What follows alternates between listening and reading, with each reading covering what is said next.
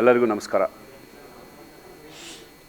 ಕನ್ನಡದಲ್ಲೇ ಮಾತಾಡ್ತೀನಿ, ಬಟ್ ಸ್ವಲ್ಪ ಏನನ್ನ ತಪ್ಪುಗಳಿದ್ರೆ ಕ್ಷಮಿಸಿ. ಟ್ರೈ ಮಾಡ್ತೀನಿ ನಾನು, ಯಾಕೆಂದರೆ ಭಾಳ ದಿನ ಆಯಿತು ಇಲ್ಲಿ ಬಿಟ್ಟು, ಅವಾಗವಾಗ ಮಾತಾಡೋದಷ್ಟೇ. ಸೊ ಏನು ಮಾತಾಡಬೇಕೋ ಗೊತ್ತಾಗ್ತಾ ಇಲ್ಲ, ಯಾಕಂದರೆ Appu sir we all miss. ನಾನು ಕರ್ನಾಟಕದಲ್ಲಿ ಗಂಗಾವತಿಯಲ್ಲಿ ಹುಟ್ಟಿದ್ದೆ. ನಾನು ಅವಾಗಿಂದ ರಾಜ್ಕುಮಾರ್ ಅವ್ರ ಫಿಲ್ಮ್ ನೋಡ್ತಾ ಅವ್ರ ಅಭಿಮಾನಿ ನಾನು. ಅವಾಗಿಂದ ಅವ್ರ ಫ್ಯಾಮಿಲಿ ಅಂದರೆ ಇಷ್ಟ ನನಗೆ. ಆಮೇಲೆ ನಾನು ತೆಲುಗು ಫಿಲ್ಮ್ ಇಂಡಸ್ಟ್ರಿಗೆ ಹೋಗ್ಬಿಟ್ಟೆ. ಅಲ್ಲಿಂದ ನಾನು ಫಸ್ಟ್ ಶಿವಣ್ಣ ಗೊತ್ತು ನನಗೆ. ಆಮೇಲೆ ಅಪ್ಪು ಅವ್ರ ಫ್ಯಾಮಿಲಿ ಅಂದರೆ ತುಂಬ ನನಗೆ ಇದಿದೆ. ಅವ್ರ ಮನೆಗೆ ಬರ್ತಿದ್ದರು ಆ ಥರ. ಶಿವಣ್ಣನ ಜೊತೆ ನಾನು ವಿಲನ್ ಪಿಕ್ಚರ್ನಲ್ಲಿ ಆ್ಯಕ್ಟ್ ಮಾಡಿದೆ ನಾನು. ಅವಾಗ ಒಂದು ನನಗೆ ಇಂಟ್ರೆಸ್ಟ್, ಕನ್ನಡ ಫಿಲ್ಮ್ ಮಾಡಿದರೆ ಚೆನ್ನಾಗಿರುತ್ತೆ ಒಂದೊಂದು ಫಿಲ್ಮ್ ಆರ್ಟಿಸ್ಟ್ ಅಂದರೆ. ಆಮೇಲೆ ನನಗೆ ಇದು ಅವಕಾಶ ಬಂತು, ಜೇಮ್ಸ್ ಪಿಕ್ಚರ್ ನನಗೆ ಅವಕಾಶ ಬಂತು. ಇದರಲ್ಲಿ ಇದು actually PAN India level film ಅಂತ ನನಗೆ ಹೇಳಿದ್ದಾರೆ. ಎಲ್ಲ ಲ್ಯಾಂಗ್ವೇಜ್ನಲ್ಲಿ ಫಿಲ್ಮ್ ರಿಲೀಸ್ ಆಗುತ್ತೆ, ನೀವು ಡೇಟ್ಸ್ ಅಡ್ಜಸ್ಟ್ ಮಾಡಿಕೊಡ್ಬೇಕು ಅಂದ್ರೆ. ಇನ್ನೇನು ಯೋಚನೆ ಮಾಡಿಲ್ಲ ನಾನು, ಯಾಕೆಂದರೆ ಅವ್ರ ಜೊತೆ ನಡೆಸೋದು ನಮ್ಮ ಅದೃಷ್ಟ ನನಗೆ.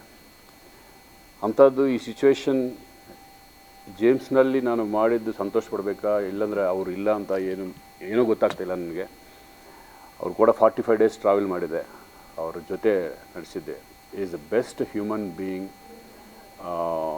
ಆ ಥರ ಹ್ಯೂಮನ್ ಬೀಯಿಂಗ್ ನಾನು ಎಲ್ಲಿ ನೋಡಿಲ್ಲ ಆ್ಯಕ್ಚುಲಿ. ಯಾವಾಗಲೂ ಮುಖದ ಮೇಲೆ ನಗು ಇರುತ್ತೆ.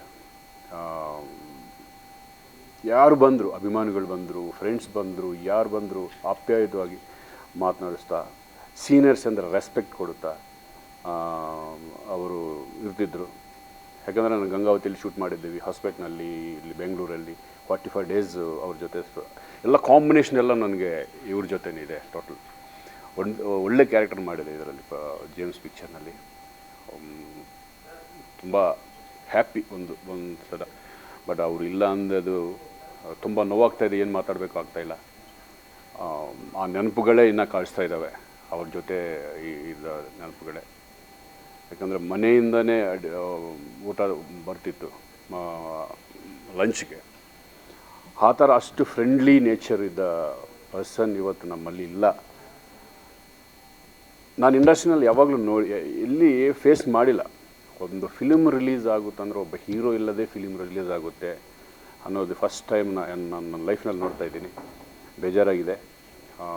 ಇನ್ನು ಫಿಲ್ಮ್ ಬಗ್ಗೆ ಅಂದರೆ Chetan director is very talented person. ನಾನು ಯಾಕಂದರೆ ತೆಲುಗು ಫಿಲ್ಮ್ ದೊಡ್ಡ ಡೈರೆಕ್ಟರ್ಸ್ ನೋಡಿದೆ, ಬಟ್ ಇಲ್ಲಿ ಇವರು చాలా ಸ್ಟೈಲಿಶಾಗಿ ಫಿಲ್ಮ್ ಮಾಡಿದ್ದಾರೆ. ಎಲ್ಲ ಹ್ಯೂಮನ್ ಇಮೋಷನ್ ಜಾಸ್ತಿ ಇದೆ, ಹ್ಯೂಮನ್ ಇಮೋಷನ್ ಇದೆ. ಫೈಟ್ಸು ಫ್ಯಾನ್ಸ್ಗೆ ಬೇಕಾಗಿದೆ ಎಲ್ಲ ಕೂಡ ಜೇಮ್ಸ್ನಲ್ಲಿದೆ.